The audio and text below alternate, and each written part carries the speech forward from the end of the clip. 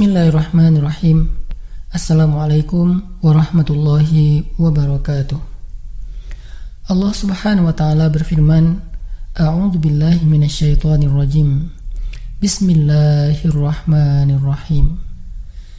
Ya ayyuhalladzina amanu ista'inu bis-sabri was-salah.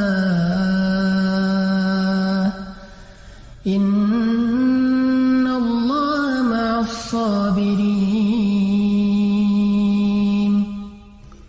Innallaha ma'as-sabirin. Wahai orang-orang yang beriman, mintalah pertolongan dengan sabar dan sholat. Sesungguhnya Allah bersama dengan orang-orang yang sabar. Kita sering mendengar ayat ini disampaikan oleh para ulama, para da'i, para ustadz, tentang bahwa salah satu di antara cara menjemput pertolongan Allah Subhanahu wa taala itu adalah dengan melakukan ibadah sholat.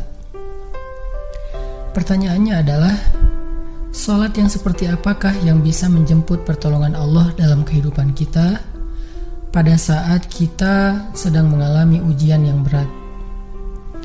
Banyak orang yang bilang, saya sholat tapi kok hidup saya gini-gini aja. Banyak orang yang bilang, saya udah sholat tetapi kok doa saya belum diijabah. Saya udah sholat tapi kok masalah saya masih belum selesai. Saya udah sholat tetapi kok musibah saya terus beruntun, tidak pernah berhenti. Saya udah sholat tapi kok musibah terus terjadi dalam hidup saya. Sehingga teman-teman yang dirahmati Allah, kita perlu belajar sholat yang seperti apa yang bisa menjemput pertolongan Allah Subhanahu wa taala secara ajaib. Mari kita renungkan sebuah kisah yang pernah disampaikan oleh sahabat Anas bin Malik radhiyallahu an, bahwa dahulu di masa Nabi ada seorang laki-laki di kota Madinah yang melakukan perjalanan antara Syam ke Madinah untuk berdagang. Di tengah perjalanan, laki-laki ini dirampok oleh para perampok. Dia diberhentikan oleh seorang laki-laki, kemudian hartanya diambil, lalu setelahnya laki-laki itu menghunuskan pedang kepada orang ini. Pedagang ini mengatakan, wahai fulan, jika engkau menginginkan hartaku, ambillah, tapi biarkanlah aku melanjutkan perjalanan. Perampok itu mengatakan, adapun harta itu sudah menjadi milikku. Sekarang aku menginginkanmu, aku ingin membunuhmu. Merasa tidak punya pilihan, akhirnya pedagang ini mengatakan, wahai fulan, jika engkau ingin menyakitiku, membunuhku, maka lakukanlah. Tetapi sebelumnya berilah aku kesempatan untuk melaksanakan sholat 2 rakaat. Lalu perampok ini mengatakan, ya sudah, kalau begitu sholatlah, aku akan berikan engkau waktu sebentar. Maka pedagang ini pun mendirikan sholat dengan sholat yang sangat khusyuk. Di dalam sholat, laki-laki ini setelah membaca Al-Fatihah, dia membaca sebuah ayat di dalam surat An-Naml ayat 62. Apa ayatnya? Dia membaca kalimat, Amman yujibul muttarra idza da'ah. Amman yujibul muttarra idza da'ah wa yakshifus su'a wa yaj'alukum khulafa'al ard. A ilahum ma'allah.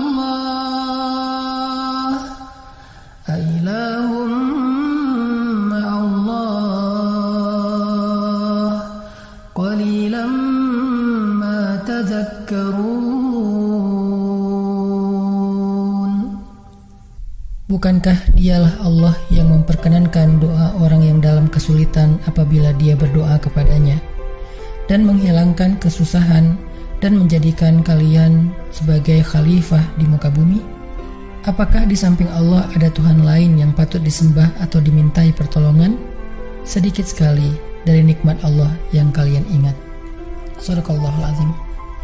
Teman-teman yang dirahmati Allah Subhanahu wa taala, inilah ayat yang dibaca oleh pedagang tadi ketika dia sholat 2 rakaat. Dia membaca kalimat ini dengan penuh penghayatan dan perenungan. Dia mentadabburi ayat ini. Amman yujibul muttarra idza da'ah wa yakshifus su'. Bukankah dialah Allah yang memperkenankan doa orang-orang yang dalam kesulitan dan menghilangkan kesusahan? Dia menghayati ayat ini. Dia mentadabburi ayat ini. Sehingga muncullah rasa yakin di hatinya bahwa harapannya saat ini satu-satunya adalah Allah yang yujibul muttar. Dia dalam kondisi muttar, dalam kondisi kesulitan, dalam kondisi terancam. Muttar itu bisa bermakna terancam, kesulitan, kesusahan, dan berbagai macam makna dari ketidakberdayaan. Siapa yang yujibul muttar? Siapa yang akan memperkenankan doa orang yang tidak berdaya selain Allah? Wa yakshifus su', dan menghilangkan kesusahannya selain Allah. Maka mulai muncullah rasa yakin di dalam hati laki-laki ini setelah membaca ayat tersebut. Setelah selesai dia lakukan sholat, kemudian dia mengangkat kedua tangannya. Dia berdoa kepada Allah dengan menyebut nama-nama Allah yang mulia. Ya Rabbi, wahai Tuhan yang maha pengasih, wahai Tuhan yang maha penyayang, wahai Tuhan yang memiliki arasy yang mulia, wahai Tuhan yang menampakkan makhluk, wahai Tuhan yang maha mengembalikan, wahai Tuhan yang maha melaksanakan apa yang Dia kehendaki. Aku mohon dengan cahayamu yang memenuhi sudut-sudut arasy-Mu. Hamba mohon kepadamu dengan kekuasaanmu yang menguasai makhluk-Mu, dan dengan rahmat-Mu yang meliputi segala sesuatu. Tidak ada Tuhan yang berhak disembah selain Engkau, ya Allah.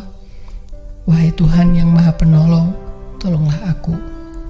Laki-laki ini berdoa meminta kepada Allah dengan menyebut kebesaran Allah di arasy, menyebut cahaya-cahaya yang dimiliki oleh Allah yang meliputi arasy-Nya yang mulia. Tiba-tiba setelah selesai berdoa, muncullah seorang laki-laki dengan pakaian hijau bercahaya.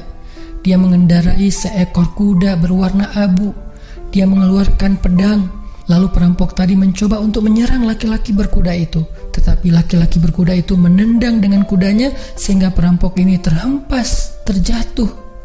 Kemudian laki-laki tersebut membunuh perampok itu seketika. Kemudian pedagang itu bertanya, "Siapakah Tuan?" Lalu penunggang kuda itu menjawab, "Ketahuilah, saya adalah malaikat yang turun dari langit ketiga. Ketika kamu berdoa kepada Allah kali yang pertama, kami para malaikat mendengar suara gemerincing dari pintu-pintu langit. Sehingga para malaikat bertanya-tanya, apa yang sedang terjadi? Tiba-tiba muncullah doamu yang kedua, hingga pintu-pintu langit terbuka dan nampaklah cahaya yang sangat benderang. Dan di doamu yang ketiga, datanglah malaikat Jibril kepada kami seraya berseru, siapakah di antara kalian wahai para malaikat yang mau menolong hamba Allah itu? Lalu aku memohon kepada Allah agar Ia mengizinkanku melaksanakan tugas ini. Wahai hamba Allah, ketahuilah, barang siapa yang berdoa dengan doa yang engkau baca tadi ketika dalam kesedihan, penderitaan, dan dalam keadaan sedang susah, maka Allah akan melepaskannya dari kesedihan dan akan menolongnya."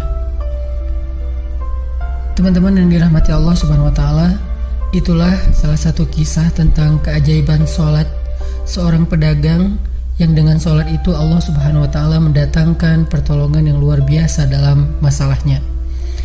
Pertanyaannya adalah, apa rahasia sholat pedagang itu sehingga Allah mendatangkan malaikat khusus yang menunggang kuda berwarna abu, lalu malaikat ini membunuh perampok yang ingin mencelakai pedagang itu? Salah satu rahasia dari sholat pedagang itu, kata para ulama, adalah dia melakukan ibadah sholat dengan ihsan. Seperti yang dikatakan Nabi tentang bab ihsan, an ta'budallah ka'annaka tarah fa illam takun tarah fa innahu yarak. Ketika engkau beribadah kepada Allah, seolah-olah engkau melihat Allah. Jika engkau tidak bisa melihat Allah, maka yakinlah Allah melihatmu. Di sini Nabi mengajarkan kepada kita tentang sholat yang terkoneksi langsung dengan Allah Subhanahu wa taala. terkoneksi dalam yakin dan iman sampai seolah-olah kita melihat Allah. Artinya ketika kita bisa sholat seolah-olah kita melihat Allah, lalu dengan kondisi seperti itu kita meminta pertolongan Allah dengan penuh keyakinan, itulah sholat yang mendatangkan pertolongan Allah. Atau kalau kita nggak bisa membayangkan bahwa kita melihat Allah karena itu memang sulit, maka yakinlah Allah melihat kita dan itu pasti. Artinya bahwa Allah itu pasti mendengar kita, melihat kita, dan sedang menunggu apa yang kita butuhkan. Maka orang yang bisa melakukan sholat dalam keadaan benar-benar seperti sedang bertemu dengan Allah, lalu dia meminta pertolongan Allah Subhanahu wa Ta'ala seperti pedagang tadi, maka sholatnya itulah yang disebut di dalam Al-Quran wasta'inu bis sabri was sholah, sholat yang bisa mendatangkan pertolongan Allah Subhanahu wa Ta'ala. Semakin sering kita melakukan sholat dengan ihsan, benar-benar seperti bertemu dengan Allah Subhanahu wa Ta'ala. Kalau kita nggak bisa ngerasain bagaimana cara menghayati kita melihat Allah, yakinlah Allah melihat kita. Dan kalau kita bisa mendawamkan ini dalam sholat 5 waktu dan dalam sholat-sholat sunnah kita yang lain, terutama sholat tahajud, maka insya Allah sholat kita sudah menjadi jalan keajaiban dalam kehidupan kita. Barakallahu